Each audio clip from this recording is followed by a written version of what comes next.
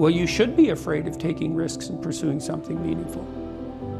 But you should be more afraid of staying where you are if it's making you miserable. It's like the first thing you want to do is dispense with the idea that you get to have any permanent security outside of your ability to contend and adapt. It's the same issue with children. It's like you're paying a price by sitting there being miserable. You might say, well, the devil I know is better than the one I don't. It's like, don't be so sure of that. The clock is ticking. And if you're miserable in your job now and you change nothing, in 5 years you'll be much more miserable and you'll be a lot older. Now, I'm not talking about what makes you happy. It's a luxury to pursue what makes you happy. It's a moral obligation to pursue what you find meaningful. And that doesn't mean it's easy. It might require sacrifice. If you need to change your job too, let's say you have a family and children and a mortgage, you have responsibilities. You've already picked up those responsibilities. You don't just get to walk away scot-free and say, well, I don't like my job, I quit. That's no strategy. But what you might have to do is you think, well, this job is killing my soul. All right, so what do I have to do about that? Well, I have to look for another job. Well, no one wants to hire me. It's like, okay, maybe you need to educate yourself more. Maybe you need to update your curriculum vitae, your resume. Maybe you need to overcome your fear of being interviewed. Maybe you need to sharpen your social skills. Like, you have to think about these things strategically. If you're going to switch careers, you have to do it like an intelligent, responsible person. That might take you a couple of years of effort to do properly. I think it's more important to have an ethos, an ethic.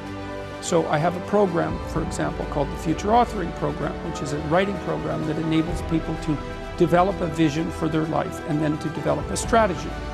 And so it's based on the idea, imagine that, and it's an extension of the ideas in the book, or at least something along the same lines.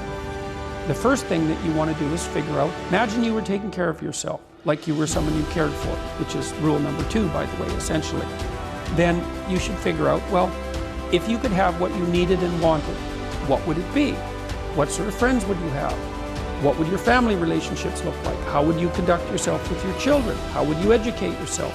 You need to think through how it is that your life could be properly arranged if you had that ability. And then you can aim at that. And the funny thing is that if you do posit a goal of that sort and work towards it, you will move towards it. The goal will change because you'll learn things along the way. But I mean, I've dealt with hundreds of people in my clinical and consulting practice, and we set a goal, we develop a vision and work towards it, and things inevitably get better for people.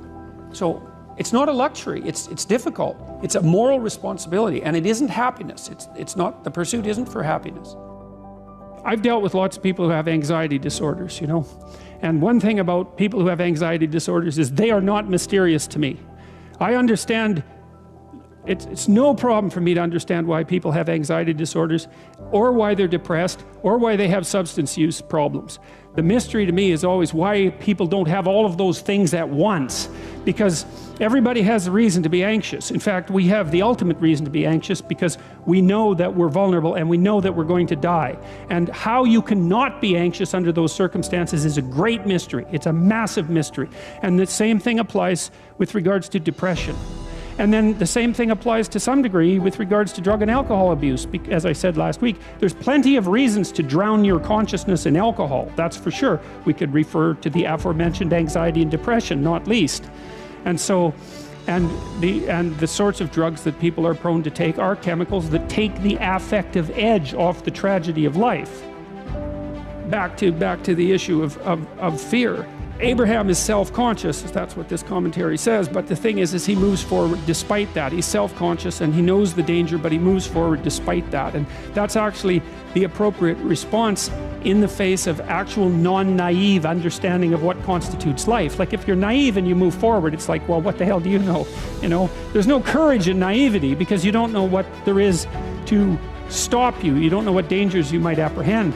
But to be aware of what it is that your problem is, so to be alert existentially, let's say, or to be fully self-conscious means that you're perfectly aware of your limitations and how you might be hurt, and then to make the decision to move forward into the unknown and the land of the stranger anyways. I would say that's one of the secrets to a good life. The clinical literature on this is very, very, very clear.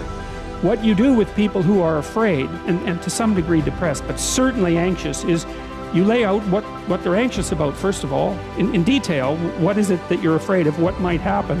And then you decompose it into small problems, hypothetically manageable problems, and then you have the person expose themselves to the thing that they're afraid of, and what happens isn't that they get less afraid. That isn't what the clinical literature indicates exactly.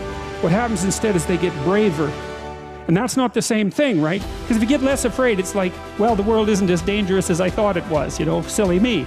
If you get braver, that's not what happens. What happens is, yeah, the damn world's just as dangerous as I thought, or maybe it's even more dangerous than I thought, but it turns out that there's something in me that responds to taking that on as a voluntary challenge and grows and thrives as a consequence. And there's no doubt about this. Even the psychophysiological findings are quite clear. If you impose a stressor on two groups of people, and on one group the stressor is imposed involuntarily, and on the other group the stressor is picked up voluntarily, the people who pick up the stressor voluntarily use a whole different psychophysiological system to deal with it. They use the system that's associated with approach and challenge, and not the system that's associated with defensive aggression and withdrawal. And the system that is associated with challenge is much more associated with positive emotion and much less associated with negative emotion. It's also much less hard on you, because the defensive posturing system, the prey animal system, man, when that thing kicks in, it's all systems are go for you, you know. The gas is pushed down to the pedals pushed down to the metal, and the brakes are on. You're using future resources that you could be storing for future time right now in the present to ready yourself for emergency. So there's nothing simple or trivial at all about the idea of being called to move forthrightly forward into the strange and the unknown. And there's a real adventure that's associated with that, right? So that's an exciting thing, which is part of the reason why people travel. And then also to see yourself as the sort of creature that can do that, is willing to do that on a habitual basis, is also the right kind of tonic for, I hate this word, for your self-esteem. You know, because the self-esteem has nothing to do with feeling good about yourself. As I already mentioned, there isn't necessarily a reason why a priori you should just feel good about yourself. But if you can view yourself acting in a courageous and forthright manner, and encountering the world and trying to improve your lot, and taking risks, you know, in a non-naive way, well, then you have something that you can comfort yourself with at night when you're wondering what the whole damn point of your futile and miserable life. And that's necessary, because it's often the case that you wake up at 4 in the morning, or at least sometimes the case that you wake up at 4 in the morning when things haven't been going that well, and wonder just what the hell the point is of your futile and miserable life. You have to have something real to set against that. It can't be just rationalizations about how, you know, you're a valuable person among others, even though that's true. That's not good enough. You need something that's more realistic to set against that. And observing courage in yourself is definitely one of the things that can help you sleep soundly at night when things are destabilized a little bit around you. Do you have problems in your life that you're not addressing that you could solve? And the answer is yes. And it's an easy thing to figure out. You sit on your bed one morning and say, okay, there's some things that need to be done that I don't want to do, that I could do, that would make things better by the end of the day. What are they? Right? There are things that are within your grasp that you could fix. Fix them, and you'll learn, because it's harder than it looks. Fix them, and you'll learn how to fix things, and then something else will beckon as another problem that you could fix. You know, you all have your problems. What does that mean? Like, there's an infinite number of problems in the world. Some of them happen to be yours. Why is that? I don't know exactly. But you have your problems. Great. Solve them.